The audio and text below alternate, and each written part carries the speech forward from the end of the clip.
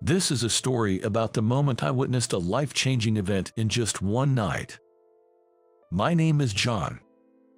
I'm a regular office worker who just turned 60 this year. Although I am a department manager, I've been contemplating whether it's time to step down. At home, I have a wife of the same age and 2 daughters. Both daughters are married and have blessed me with 4 grandchildren. It's a plain life, but I believe I can spend a peaceful and happy retirement. By this age, I don't expect any significant changes in the direction of my life. I think many people feel the same way. Of course, I'm one of them. My life hasn't been about achieving great things, but I am content with what I have. I thought being able to spend the rest of my days peacefully would be the greatest happiness. I think so. But it seems the triggers for significant changes in everyday life can be found in unexpected places. In my case, it was a school reunion. In the summer of the year I turned 60, I received an invitation to a middle school reunion. Thinking back, I vaguely recall discussing having reunions at our coming-of-age and 60th birthdays when we graduated from middle school. But after more than 40 years, I hadn't expected it to actually happen, and I have completely forgotten about it. However, the prospect of meeting old friends after decades was very appealing, and I was eager to attend. With encouragement from my wife, I decided to go to the middle school reunion. Little did I know then the unexpected events that were to unfold. When I arrived at the spacious private room of the restaurant hosting the reunion, I was one of the first to arrive. Only one other person was there. Having last seen each other at our coming-of-age ceremony 40 years ago, I couldn't recognize who it was. "Long time no see, I'm John." When I timidly spoke up, the other person said this. Hi Mike, it's been a while." Mike. Hearing that name, I felt an unpleasant memory I had almost forgotten resurfacing. Mike and I were in the same class in the 2nd and 3rd years of middle school. He was a perfect all-rounder, good in both academics and sports, and even served as the student council president. He was also popular with the girls because of his good looks. However, he was quite disliked among the boys. The reason was, "Hey, John, lend me that handout." This one. As I sat down at my desk in the morning and held the homework handout, Mike said that to me.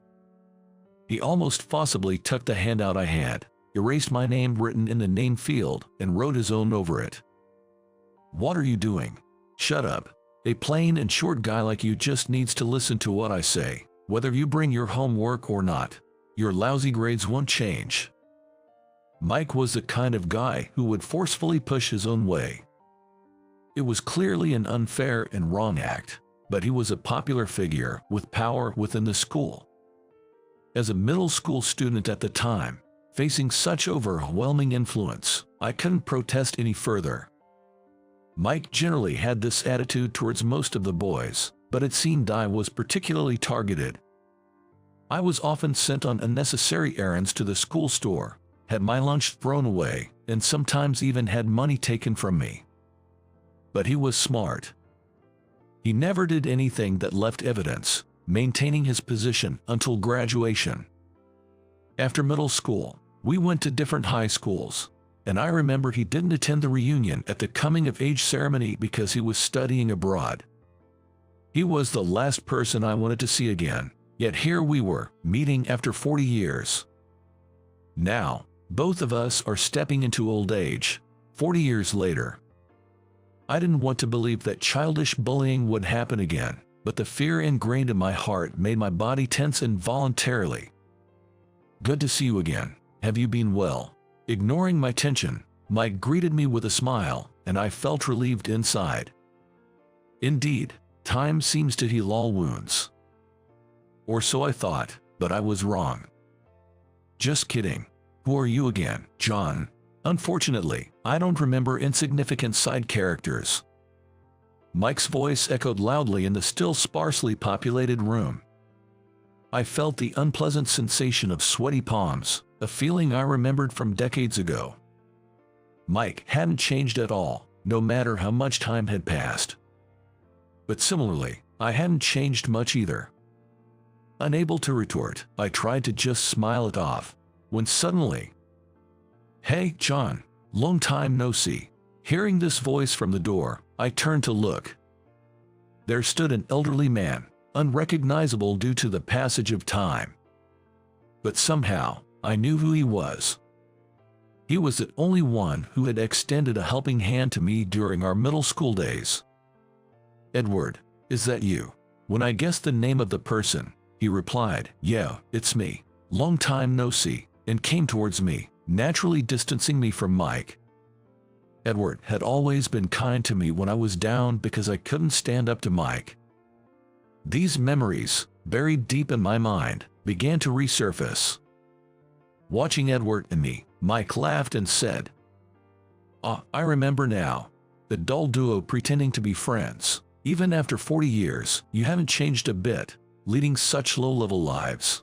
As a company president with status and fame, it's like a different world to me. At 60, I never thought I'd feel the need to prove myself or avoid losing to someone." But being sarcastically spoken to like that, I felt a mix of frustration and shame. But I've never been good at talking back. Edward, being a kind soul, never argued and just quietly moved away from Mike, and we tried to forget the unpleasantness together. The dynamic hadn't changed easily over time.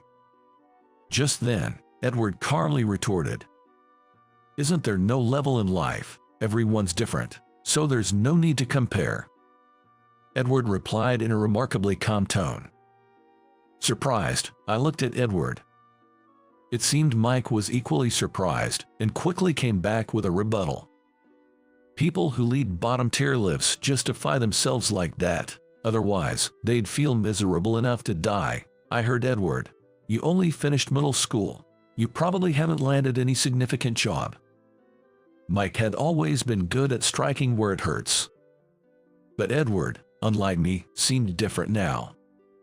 "I don't know what you consider a significant job, but I believe I've fulfilled my duty until my recent retirement." Edward said this proudly. But Mike continued, "Being forced to retire already in an era where the retirement age is 65, that's proof you're useless. Stop pretending already." Mike sneered as he said this, but then other classmates arrived, and the conversation ended there. In the past, I would have only felt frustrated, but now it was different. Edward's presence made me feel somewhat relieved. It turned out to be a pleasant reunion after all.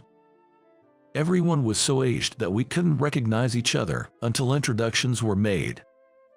As the drinks flowed and the evening progressed, we slowly recaptured our old feelings. Though it started with reopening old wounds, I was glad I came. I ended up sitting next to Edward for the duration of the event. So, we talked about what each of us had been up to during the time we hadn't seen each other.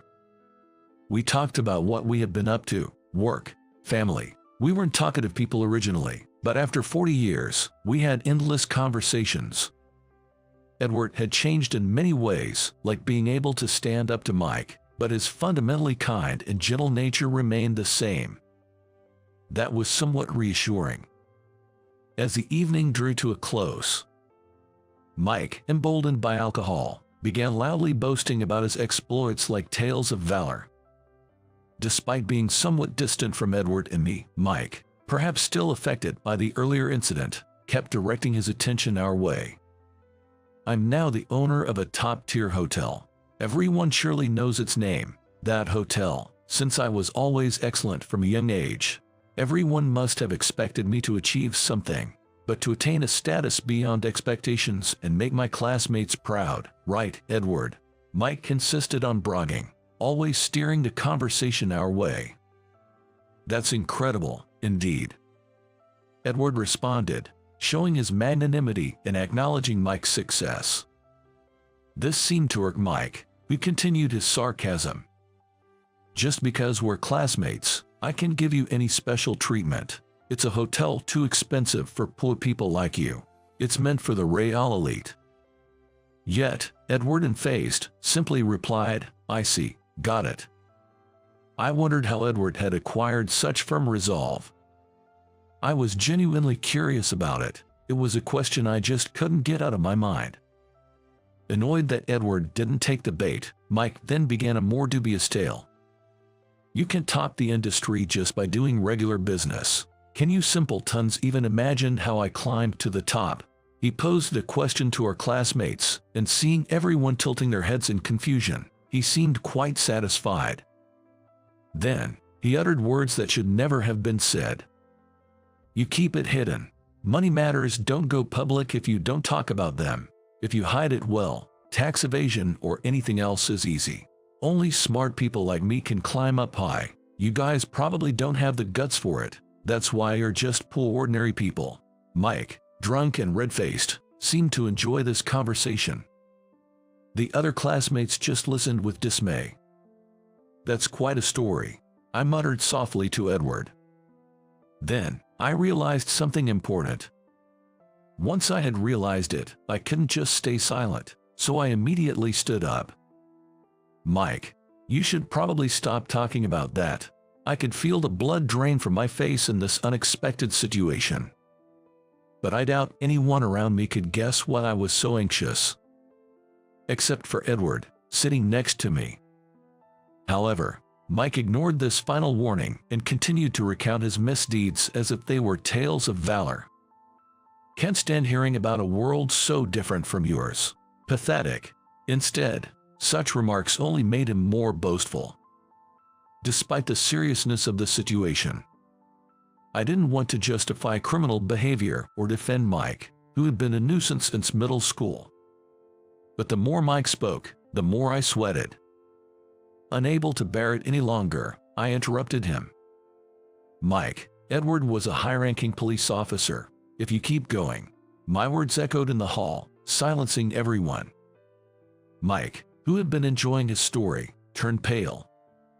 He knew the gravity of having a police officer overhear these conversations. Edward then stood up and said, as I mentioned earlier, I've always taken pride in my job and fulfilled my duty. That pride doesn't change even after retirement. I can't overlook such talk of wrongdoing. Appropriate action will be taken. Gathering his belongings, Edward prepared to leave.